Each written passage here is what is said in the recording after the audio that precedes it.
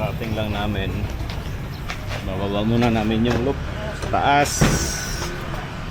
Yan yung loop sa taas. Bababa namin yan. I-splice, lalagyan namin ng closure. Hey, akin mo awa na ikaw nag-flex ya? Apit mag-flex ya? Ha? Apit? Kani, mo awa na eh. Ha? Wow. Ay mo basket tape boy. Gibuta nga nag-full clamp pa no? Nai-full clamp kay tumoy ni.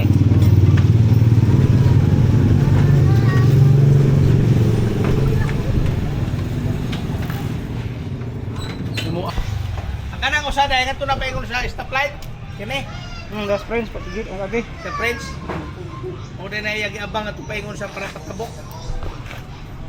So lagyan namin ng tagging para may ilhanan kami. Para sa Tagalog ilhanan. May palatandaan kami na itong mga wire na to, fiber optic. Alam namin kung saan papunta mga yan bago namin i-splice. So, mayroon ng 4 dyan. Tapos ito na yung main natin, main line. Sa ato ano Diyan natin kukunin yung source. Kini pagaw sa motopos sa Bali itong isa yung babagsak yan yung trunk. Ito yung mga distribution na yan, mga 4 na yan na 12 core. Trunk namin is 48 para sa mga LCP. Potlo na sa motopos kay usara na flex nila. So ang ginagawa namin, tatanggalan muna namin ng messenger. Inihiwalay namin dun sa fiber web yung messenger at saka yung fiber para may pasok namin dito sa enclosure. Yung enclosure namin malaki. Kasi sa gabal yung messenger pagka pinasok dun sa loob, dapat fiber optic lang yung papasok, fiber optic cable, walang messenger. Yung enclosure namin.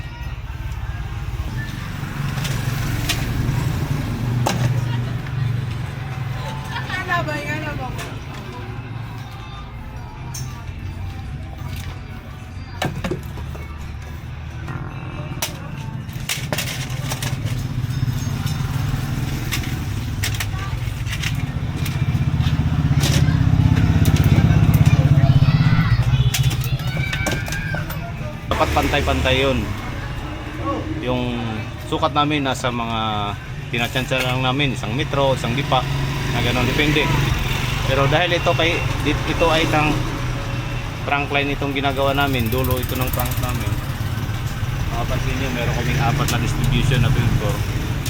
So estimate namin dyan mga 1 lipa. 1 lipa ba? Sukat natin 1 meter lang. 1 meter lang. 1 meter lang mahigit.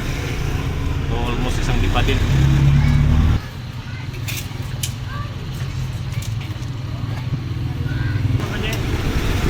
So papasok na namin ito sa Tanusa.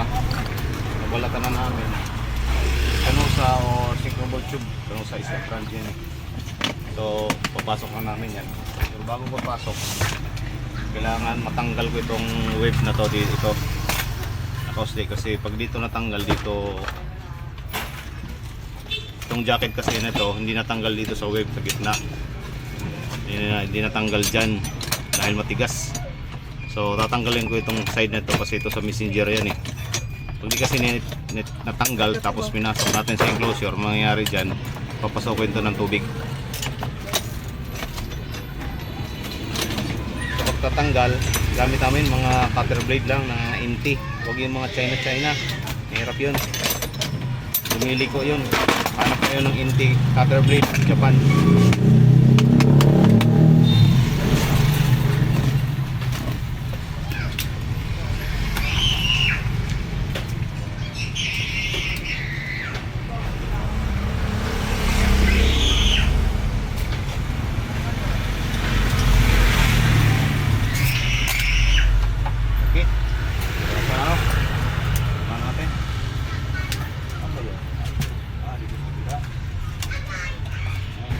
Ngayon guys, yung kasama natin sa paggawa, andito si Kuya Boboy, si Kuya Pignat, at saka si Darling, si Brian yung lingkod, si Mano Marlon. Sa mga hindi pa nakasubscribe sa YouTube channel ko, paki-subscribe naman po. So ito na mangyayari guys, ayan o. Tapos ipasok namin lahat yung fiber, susunugin naman namin to para seal yung part na to, para ipasukin ng tubig. At the same time, ito rin hahawak sa fiber para di mahugot.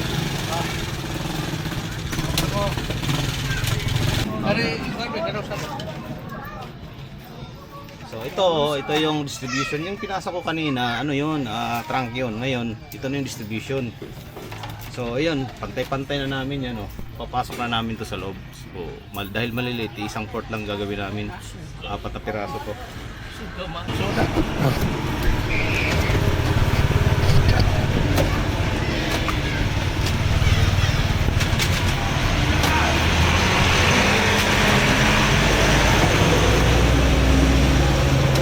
So ngayon guys, iisa-isahin namin to. Papasok dito sa ano niya, Kago sa tana, oy. sa butas para ilak to para hindi mahugot. Bali pinasok namin to messenger dahil maliit-liit lang to. Tapos mamaya magtataging kami nito. Sa pagtataging pwede kayong gumamit ng leveler. So dahil kami nagtitipid kami, walang pambili yung kumpanya namin, ito lang yung gagamitin namin, masking tape at saka ballpen. Matibay din naman to, matagal lang basta lang mabasa.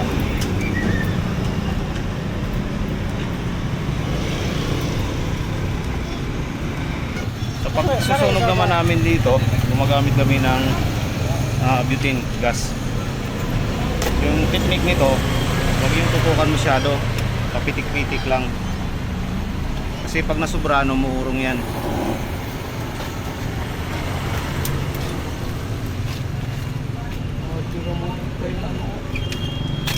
Yung iba gumagamit ng aluminum. Ako hindi na ako gumagamit kasi minsan Katubang pang sa pangalan hindi pumapasok. Basta ingatan mo lang di masunog yung fiber. Kung gusto mo pwede ka gumagamit ng aluminum, wala namang problema. Mas gusto ko pa yung ganun dahil kapit na kapit yung kanusa o sa jacket. Gagawin natin ngayon, kakating na natin yung tube cutter boy. So ayan, may mga label na tayo dyan, hindi na tayo malilito dyan.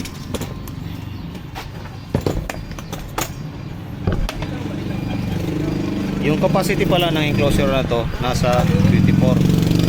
So marami siya. So yung gagawin ko dyan, kasi yung tube natin is 24 yung laman, hindi 12-12. So yung gagawin ko dyan, isang tray, dapat 12 lang yung capacity. Tissue. Kinamay na. Ayaw. Mahilig ka talaga darling magkamay. Yung kamayin kaya mapapalis yan. Yan na. Okay. Dili na mauboy. Dili na mauboy. Di lang din. Lubot na boy, lubot. Padaka ni darling ang hilig ng lubot. Darling nga. Mantangawan darling ang lubot nito guys. Pwede nga kamera dako siya o makabir pa no? Bisa gamay ito laon. Oh. No? No. Kini.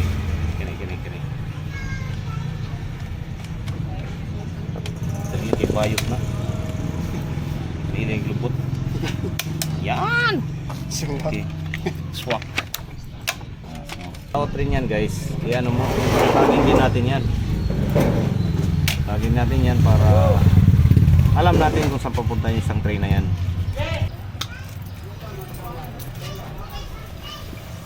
Okay. Ano, PLC madalong nga ang LCP na naman dito. Matre. Dire. Dili man dire. Wa na. Spare na lang na. Sa source ba sa LCP? Source lang, oo. Medyo na siya kinahing anak dito. Itong usawa.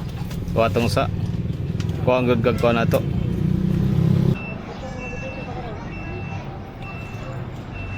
So yan, nakatemporary lang yan sa taas.